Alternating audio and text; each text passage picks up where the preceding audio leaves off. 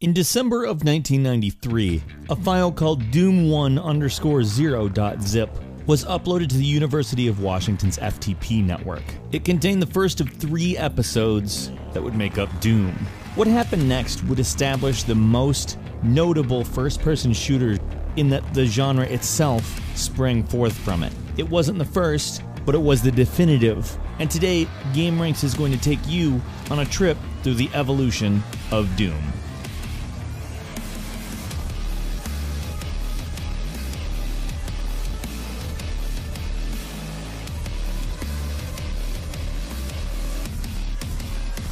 After id Software had created Wolfenstein 3D and its sequel, Spear of Destiny, John Carmack set to work on the creation of a new engine that could be used to create much more detailed areas and scenarios. That engine, which is now known as ID Tech 1, was the Doom engine. What the game Doom would eventually be built upon was actually a very interesting, and in some ways complicated, way of rendering a world. To understand how Doom works is to understand Doom itself and how it was a phenomenon, because it was pretty much the first to do so many of the things that it did. To the naked eye, it appears to be a 3D game, however this is not entirely correct. It's actually considered a 2.5D game. All of the levels are built on a 2D floor plane, and a multi-layered area was completely impossible, meaning you couldn't have a room that was above another room. Another thing that you couldn't do was have a slope.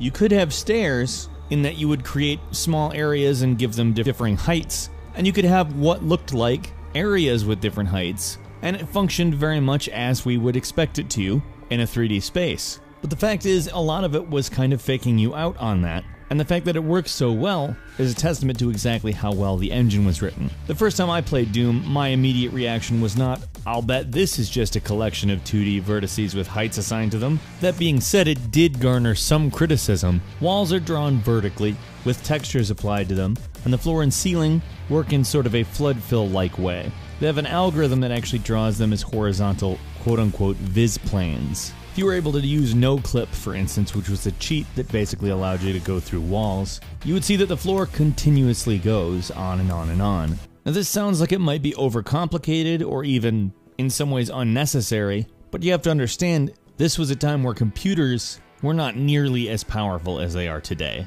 And in order to do something 3D, it had to be in a way that wasn't so processor intensive. This meant coming up with ways that could make something look 3D without it necessarily taking up a lot of data in the RAM, which, by the way, there was almost no RAM on systems at this point, especially compared to today's. Doom actually required 8 megabytes of RAM, 8 megabytes of RAM, and a lot of data had to be fit into that 8 megabytes. It's really quite ingenious if you think about it. The way they constructed levels and environments in Doom is not one that many people would think of, but it really paid off. Doom was praised and received numerous very good reviews. Rightfully so, too.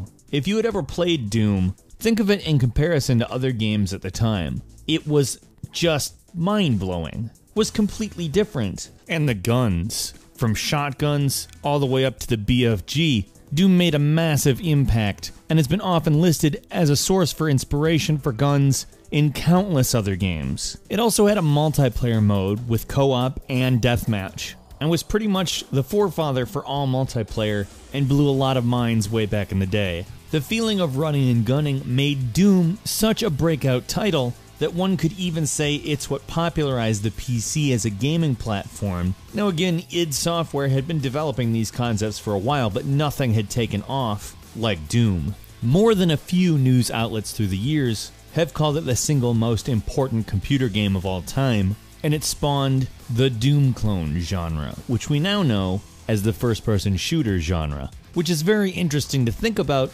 because there was a time when people were more than happy to be called a Doom clone. Doom's strange business model, which was essentially shareware in that it gave you the first third of the game before you had to register it, whereas a lot of shareware gave you the full game and just asked people to pay what they wanted. So in essence, it functioned as an extended demo, but it worked, and it worked very well. Before very long, id Software was making in the area of $100,000 a day. off of a $9 game that they were selling through the internet. But where shareware works very well for exposure, it was not really considered by John Carmack to be a great business model once you had the exposure and recognition, and therefore he wanted to move into more traditional publishing deals once people knew what Doom was and who id Software was. This led to the creation of the Ultimate Doom, which was essentially the original 3 episodes, plus a 4th episode. Now the 4th episode is just a little bit less canon-oriented, if there is actually a canon for Doom. Some people consider there not to be, but it was nonetheless looked at as a very good, sort of special or definitive edition of the game that was available in stores. The next game in the series was Doom 2, which, although it didn't really contain any massive technological improvements, maybe some optimizations here and there, what it did take advantage of was the fact that computers were developing very quickly, and seized on the fact that more people would have better computers and develop much larger levels, and in turn gave the game much higher system requirements, at least by the standards of the day. Doom 2 actually had several expansions as well, with master levels for Doom 2 and Final Doom. Final Doom, however, didn't function as an expansion, but rather as its own individual product, and featured 2 32-level Doom 2 episodes, TNT Evolution and the Plutonia Experiment. The last incarnation of what you might call the original Doom line was Doom 64 in 1997. The game was still running on the same engine, albeit ported to Nintendo 64 obviously,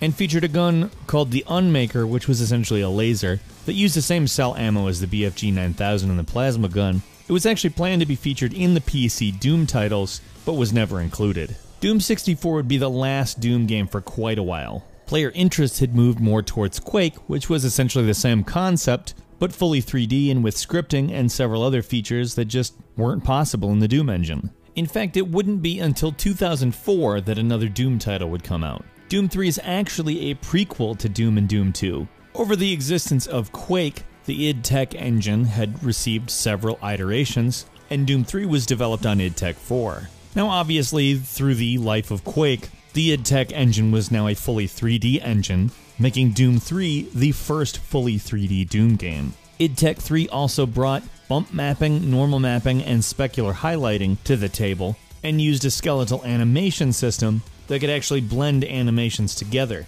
Now that's in pretty much every game now, but in 2004, that's some pretty good stuff. Where the original Doom titles had more of a implied story, in that they had a scenario that played out, Doom 3 actually does have a story. It's told to you via NPCs, and various emails that you can find and read on your PDA throughout the game. The game went for a little bit more of a horror aesthetic, and was also set on Mars. Doom 3 was pretty well liked, but didn't have the same kind of impact the previous Doom titles had, and considering it was a comeback title, was a little disappointing. In some ways it just didn't really feel like Doom. It was an excellent shooter, and didn't deviate too far from the run-and-gun gameplay that defined the series. Something else that Doom 3 did extremely well was their lighting system. They unified the lighting and the shadow system so that all lighting and shadows behaved exactly the same. Didn't really matter what was making the light, what was making the shadows. They didn't have several different systems, they had one system. And it resulted in a much more consistent look throughout the game.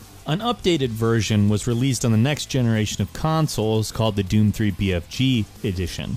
The BFG edition does some good stuff. It included, for instance, Doom 3 Resurrection of Evil, the expansion pack, as well as the Lost mission, and features updated textures and lighting effects that make the game look quite a bit better. But it also did something that I would consider mystifying with the weapons selection mechanics, where in the previous version of Doom 3 you could assign weapons to hotkeys. You actually had to cycle through them in the BFG edition. On top of that, the load times were considerably worse, and the autosave system was not ideal, but it also completely erased the original flashlight mechanic of Doom 3, which added a level of suspense, but did slow the game down a bit. And that change, I would say, is probably a bit of a double-edged sword. There was a span of 6 years in between Doom 3 and the Doom 3 BFG edition, which released in 2012, that also carried a few other titles in it. For instance, Doom RPG. Doom RPG is actually really fun, and while it doesn't really represent any graphical improvements over Doom 3, in fact looks very similar to the original Doom,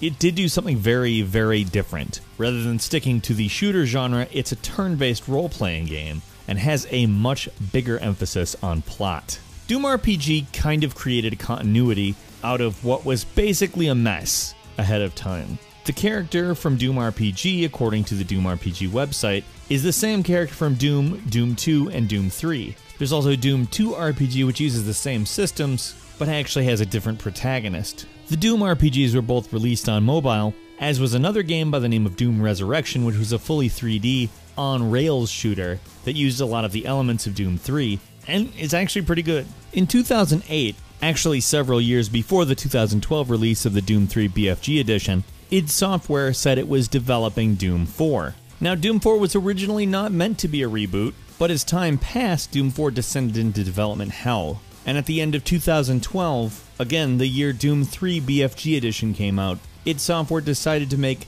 Doom 4 a reboot. As they were developing the new engine, John Carmack actually left id Software to go work at Oculus VR. Crytek's Diego Souza was brought in to replace him as the lead rendering engineer. The PC version of id Tech 6 is based on the Vulkan API, but is still compatible with the OpenGL API. The new id Tech engine runs on physically based rendering, which is a way the game handles light, which renders surfaces differently based on attributes rather than diffuse textures and specular maps, as well as the engine supporting motion blur, bokeh, which is that nice little bloom around blurred lights that you see, HDR, shadow mapping, 3 different types of anti-aliasing, directional occlusion, screen-spaced reflections, GPU-accelerated particles, which are lit and shadowed on their own, and chromatic aberration, which is what happens when the focus on different colors goes to a different place in a real lens. How that's handled in a virtual lens involves distortion on the image, which can be seen at various times in the new Doom reboot. id Software said their greatest challenge in creating the game was making a game that would be able to compete with more popular shooters like Call of Duty and Battlefield, because the first-person genre is dominated by these types of games and not so much by Doom, the previous Doom game having come out in 2004. And the solution, believe it or not, was to go closer to the original Doom than Doom 3, in including very fast-paced gameplay that feels more arcade than horror. Doom was praised by reviewers as a return to form for the game, with people having said that its single-player mode is essentially what other people aren't doing well. The new Doom just does it better. And although the multiplayer isn't really anything special, it's a great deal of fun as well, and who can really resist the way that Doom handles? It's fast-paced, it encourages you to chain your attacks, and adds just the right level of strategy to your overall gameplay. It continues along at a breakneck pace that is just unparalleled in pretty much any other game at the moment. It also comes with what's probably the most robust cross-platform mod/map maker called SnapMap. Now, is it the most flexible modding tool known to man? No. But considering what it is, it's pretty amazing. A programmer by the name of Patrick Roeder actually created a MOBA game just in SnapMap, and he did it entirely on a PS4 with a controller. Now that's pretty impressive considering there's no non-visual node-based scripting, and it really reveals the types of possibilities that there are that people could enjoy on all the platforms that Doom's reboot occupies. Doom has been a driving force on gaming since its inception in 1993, and it's come a really long way. And if the reboot is any indication, it's going to be something that sticks around for an extremely long time in the future, possibly continuing to push forward new technologies and blowing our minds in new ways. Doom is perhaps one of the biggest and most important game franchises that has ever existed, and the prospect of the next Doom game should excite anybody who's interested in the progress of technology. What's your favorite Doom level? Now that can be from the reboot or any of the previous games. I'm just interested. Meet me in the comments and let's have a conversation about that. If you enjoyed this video, please click the like button, and if you're not subscribed, now is a great time to do so. We upload brand new videos every single day of the week, and the best way to see them first is, of course, a subscription. As always, we thank you very much for watching this video. I'm Falcon. You can follow me on Twitter at FalconTheHero, and we will see you next time right here on GameRanks.